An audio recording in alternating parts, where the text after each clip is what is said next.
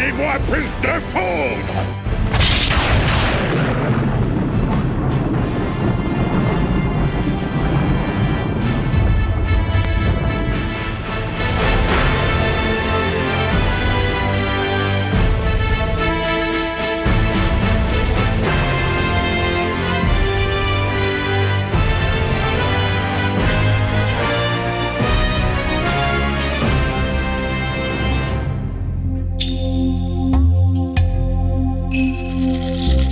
Fils de Zeus et de la Titanide Leto, jumeau d'Artémis, on parle aujourd'hui du dieu de la lumière, des arts, de la divination, un dieu de la beauté et de la poésie, un dieu des purifications et de la guérison, un dieu archer aussi, oui, il porte un arc, le dieu Apollon. Si je dis qu'il est archer, ce n'est pas uniquement parce qu'il porte un arc, non, il l'utilise aussi. D'ailleurs, ses flèches sont fabriquées par Héphaïstos et tirées par son arc d'argent, ce qui en fait une arme des plus redoutables. Apollon était représenté comme un dieu très très beau, très grand, remarquable surtout par ses longues boucles noires aux reflets bleutés, comme les pétales de la pensée.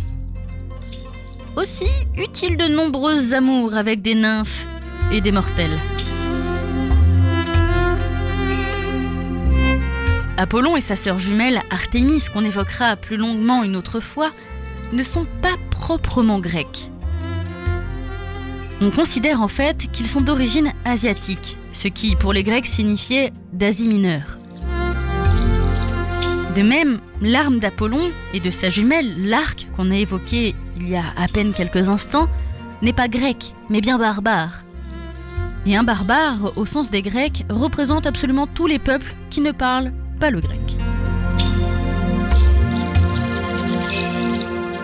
Mais en plus de ça, il porte non pas des sandales à l'instar des autres dieux, mais bien des bottines, type de chaussures considérées comme asiatiques par les anciens. Pourtant, c'est paradoxalement peut-être le dieu le plus grec de tous, et son adoption rapide par les peuples hellènes a vite dissimulé ses origines lointaines.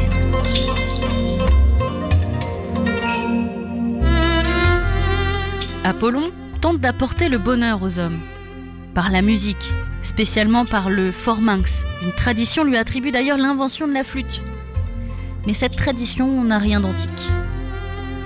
Callimaque lui attribue l'invention de la lyre à 7 cordes, tandis que, suivant la tradition commune, elle aurait eu pour inventeur Hermès, qui en aurait fait présent à Apollon après lui avoir volé ses bœufs.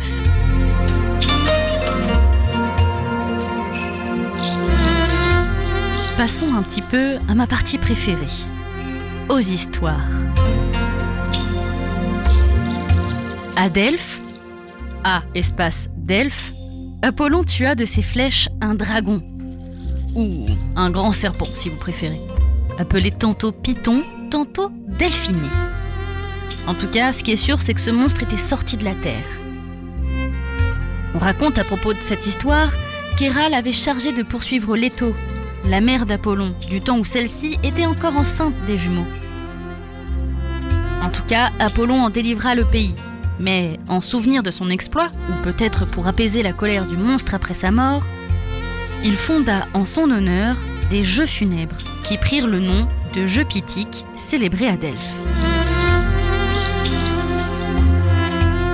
Ensuite, il s'empara de l'oracle de Thémis et consacra dans le sanctuaire un trépied. Le trépied est l'un des symboles d'Apollon, et c'est assis sur un trépied que la Pythie, qui n'est tout simplement que l'oracle du temple d'Apollon à Delphes, rend ses oracles.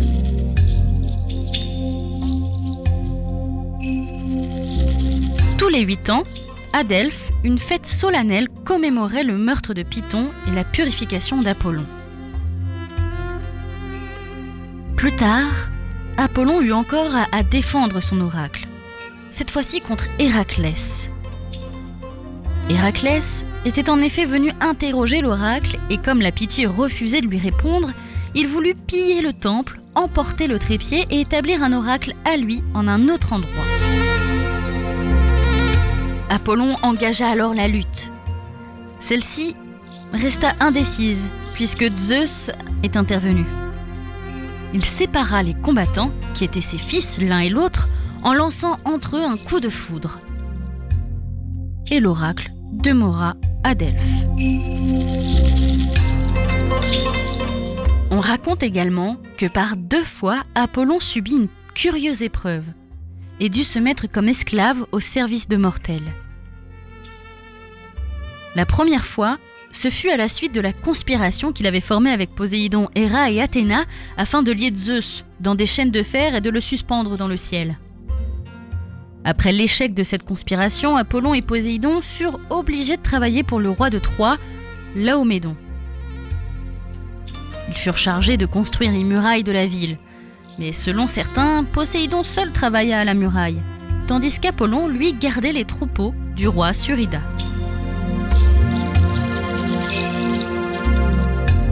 La deuxième fois fut lorsque le fils d'Apollon, Asclépios, instruit dans l'art de la médecine par le centaure Chiron, eut fait de tels progrès qu'il parvint à ressusciter les morts. Cette fois-là, Zeus foudroya le fils d'Apollon, ce qui blessa ce dernier très profondément. Et Apollon, ne pouvant tirer vengeance de Zeus lui-même, tua de ses flèches les Cyclopes, les oncles de Zeus, artisans de la foudre de Zeus. Pour le punir, Zeus songea un instant à le précipiter dans le Tartare. Mais sur l'intercession de Leto, il consentit à adoucir sa punition et il ordonna à Apollon de servir un mortel comme esclave pendant 1 an. Apollon se rendit donc en Thessalie, à Phère, chez le roi Admète, et le servit comme bouvier.